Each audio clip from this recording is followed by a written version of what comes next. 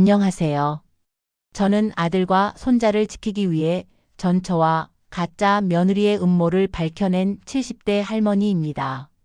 여러분, 이혼한 부부 사이에 얼마나 무서운 감정이 남을 수 있는지 아시나요?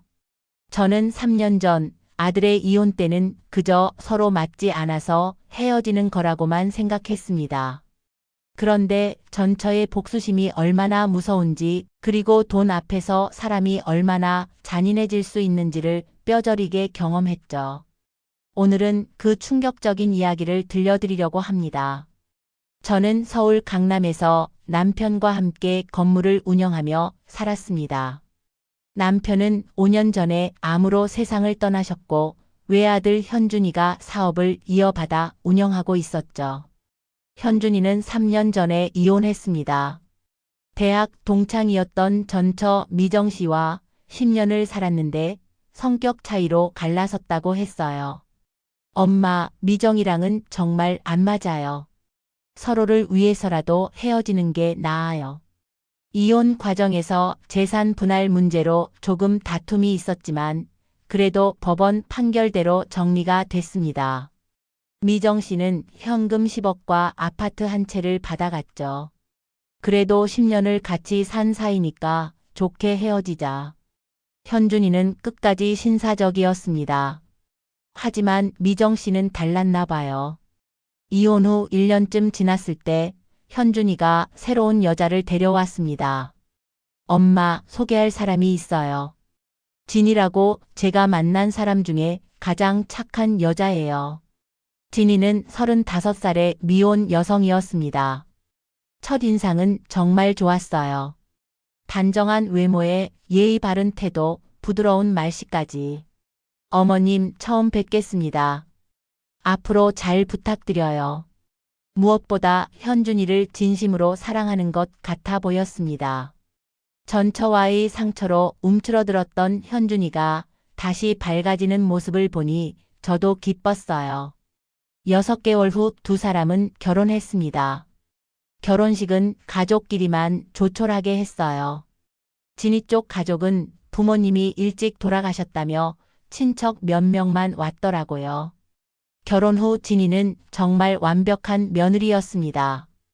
매일 아침 일찍 일어나 아침상을 차리고 청소며 빨래며 집안일을 척척 해냈죠. 어머님, 제가 다 할게요.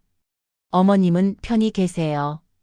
그런데 결혼한 지 한 달쯤 됐을 때부터 이상한 점을 발견하기 시작했습니다. 어느 날 우연히 2층으로 올라갔다가 진이가 우리 집 금고를 사진 찍는 걸 봤어요. 진이야, 뭐하니? 아, 어머님, 깜짝이야. 아니에요. 그냥 이 금고 디자인이 예뻐서요. 나중에 우리 집에도 이런 거 하나 들여놓으면 좋겠다 싶어서. 그럴듯한 변명이었지만 뭔가 석연치 않았습니다. 그 후로도 진이가 집안 구조를 자세히 살피는 걸 여러 번 목격했어요. 진이야, 왜 자꾸 사진을 찍니? 인테리어가 너무 고급스러워서요. 나중에 참고하려고요. 하지만 찍는 곳을 보면 화장실 창문이나 베란다, 구조, 현관 보안 시스템 같은 이상한 곳들이었습니다. 그러던 어느 날 결정적인 일이 일어났습니다. 진이가 친정에 간다며 외출한 사이 낯선 젊은 남자가 우리 집을 찾아왔어요. 여기가 강남구 청담동 땡땡 빌딩 맞죠? 네, 맞는데요. 누구시죠? 아, 저는 택배 기사인데요. 이 집 구조가 좀 복잡해서 2층으로 바로 올라가는 길이 있나요? 택배 기사치고는 빈손이었고 유니폼도 입지 않았습니다. 택배는 어디 있죠? 아, 차에 두고 왔네요. 금방 가져올게요. 남자는 황급히 가버렸습니다. 하지만 다시 오지 않았죠. 그날 저녁 저는 현준이에게 조심스럽게 물었습니다. 현준아, 진이가 좀 이상하지 않니? 이상하다니요? 엄마, 진이가 뭘 잘못했어요? 그게 아니라 자꾸 집 구조를 사진 찍고 오늘은 이상한 남자도 왔다 갔어. 엄마, 너무 예민하신 거 아니에요? 진이는 그럴 사람이 아니에요. 현준이는 제 말을 믿지 않았습니다. 전처에게 상처받은 후 만난 여자라 더 믿고 싶었나 봐요. 하지만 저는 불안감을 떨칠 수가 없었습니다. 그래서 결심했어요. 직접 확인해 봐야겠다.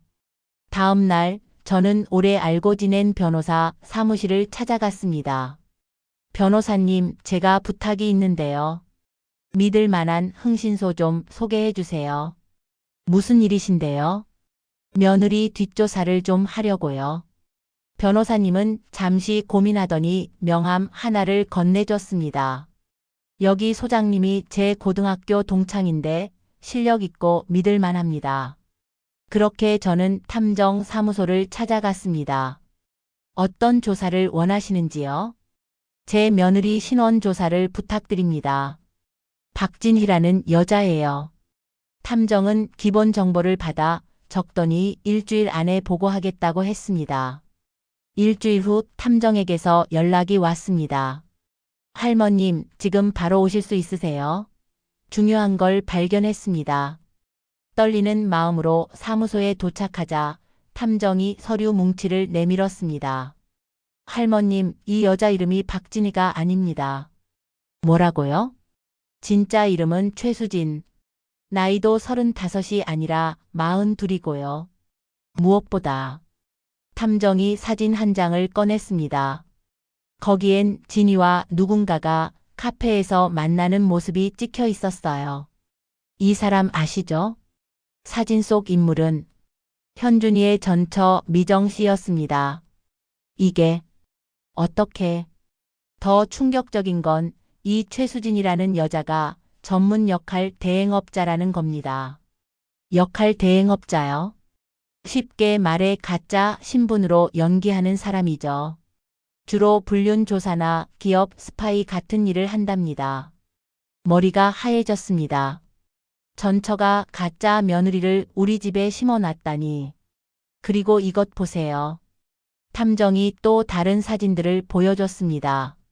진이가 우리 집 곳곳을 찍은 사진들을 미정 씨에게 전송하는 메신저 대화였어요. 금고 위치 확인함. 2층 안방 벽면. 보안 시스템은 구식. 쉽게 무력화 가능. 시어머니 하루 일과 파악 완료. 아들은 완전히 빠졌음. 의심 전혀 없음. 마지막 메시지가 가장 충격적이었습니다. D-데이는 다음 달 15일. 그날 시어머니가 병원 정기검진 가는 날. 이들이 뭔가 큰일을 계획하고 있는 것 같습니다. 저는 분노로 몸을 떨었습니다. 하지만 이성을 잃으면 안 됐어요.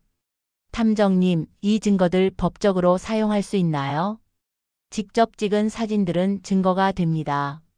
하지만 더 확실한 증거가 필요해요. 어떻게 해야 하죠? 함정을 파는 겁니다.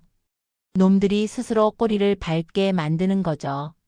저는 탐정과 함께 치밀한 계획을 세웠습니다. 우선 진이에게는 아무것도 모르는 척했어요. 오히려 더 친하게 지내는 척했죠.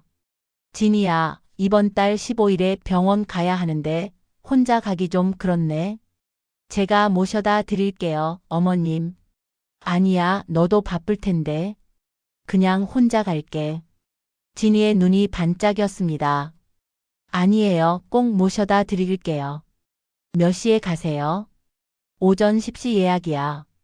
한 3시간은 걸릴 거야.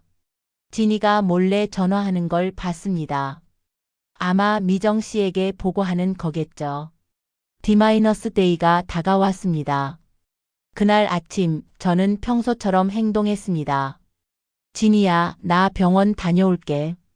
어머님, 정말 혼자 가실 거예요? 그래, 괜찮아. 현준이는? 출장 가셨잖아요. 내일 돌아온대요. 진이는 아들이 없는 날을 노렸나 봅니다. 병원에 가는 척하고 나온 저는 탐정이 준비한 차를 타고 집 근처에 숨어 있었습니다. 오전 10시 30분 움직임이 포착됐습니다. 검은 SUV가 우리 집 앞에 멈췄고 거기서 미정 씨와 남자 2명이 내렸습니다. 그중 한 명은 며칠 전 왔던 그 젊은 남자였어요. 진이가 대문을 열어줬습니다. 빨리 들어와. 시간 없어. 탐정이 미리 설치해둔 CCTV가 모든 걸 녹화하고 있었습니다. 그들은 곧장 2층으로 올라갔습니다. 금고가 있는 안방으로요. 진이 비밀번호는 시어머니 생일이래. 1953년 3월 15일. 확실해? 내가 어제 확인했어. 하지만 그들은 몰랐습니다. 제가 어제 일부러 가짜 정보를 흘렸다는 걸요. 진짜 비밀번호는 이미 바꿔놨고 금고 안엔 가짜 서류들만 넣어뒀죠. 안 열리는데? 뭐? 그럴 리가. 그들이 당황하는 사이 경찰이 들이닥쳤습니다. 꼼짝 마. 모두 손 들어. 미정 씨가 소리쳤습니다. 뭐야? 진이 내가 신고한 거야? 아니에요. 저도 모르겠어요. 그때 제가 들어갔습니다. 내가 신고했어. 모두의 시선이 저에게 쏠렸습니다. 어머님, 진이 아니 최수진이 경악했습니다. 최수진 씨 연기는 그만하시죠. 다 알고 있어요. 미정 씨가 발악했습니다. 시어머니, 그 재산 다 내 거였어야 해요. 내가 10년을 바쳤는데 10년을 같이 살았으면 정도 있어야지. 이게 뭐 하는 짓이니? 시어머니가 날 인간 취급이나 했어요. 항상 부족하다고 현준이한테 과분하다고. 이제야 미정 씨의 진짜 감정이 드러났습니다. 그래서 사람을 시켜 내 아들을 속였니? 속인 게 아니에요. 현준이가 바보라서 속은 거죠.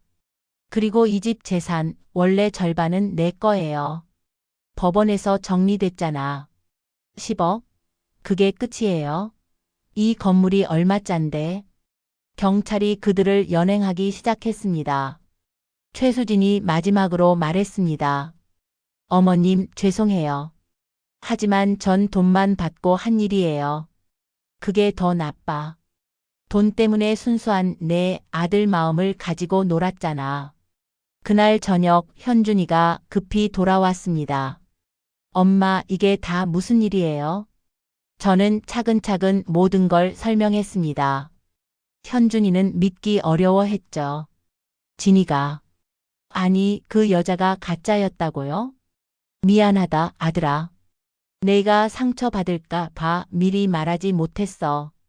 현준이는 한참을 멍하니 있다가 울음을 터뜨렸습니다. 저는 정말 사랑했는데. 알아. 하지만 넌 잘못한 게 없어. 나쁜 건 널 속인 사람들이야. 미정 씨는 주거침입, 절도미수, 사기 혐의로 구속됐습니다. 최수진도 사기 혐의로 함께 구속됐고요. 재판에서 미정 씨는 징역 3년, 최수진은 징역 2년을 선고받았습니다. 이 일이 있은 후 현준이는 한동안 사람을 믿지 못했습니다. 하지만 시간이 약이었어요. 작년에 현준이는 새로운 사람을 만났습니다. 이번엔 제가 직접 뒷조사를 했죠. 다행히 정말 좋은 사람이었어요. 엄마, 미안해요. 그때 엄마 말을 들었어야 했는데. 괜찮아. 그래도 우리가 미리 알아내서 다행이야. 지금 현준이는 재혼해서 행복하게 살고 있습니다. 진짜 며느리는 시원시원하고 솔직해요. 가끔 실수도 하고 저랑 의견이 안 맞을 때도 있지만 그게 진짜 사람이죠. 여러분, 너무 완벽한 사람을 조심하세요. 특히 갑자기 나타나서 모든 게 완벽한 사람은 더더욱이요. 그리고 이혼이 끝이 아닐 수도 있습니다. 상처받은 마음이 복수심으로 변하면 무서운 일을 꾸밀 수도 있으니까요. 무엇보다 가족을 지키기 위해서는 때로는 과감한 행동도 필요합니다. 제가 그랬던 것처럼요. 모두 건강하시고 가족과 함께 행복하세요. 감사합니다.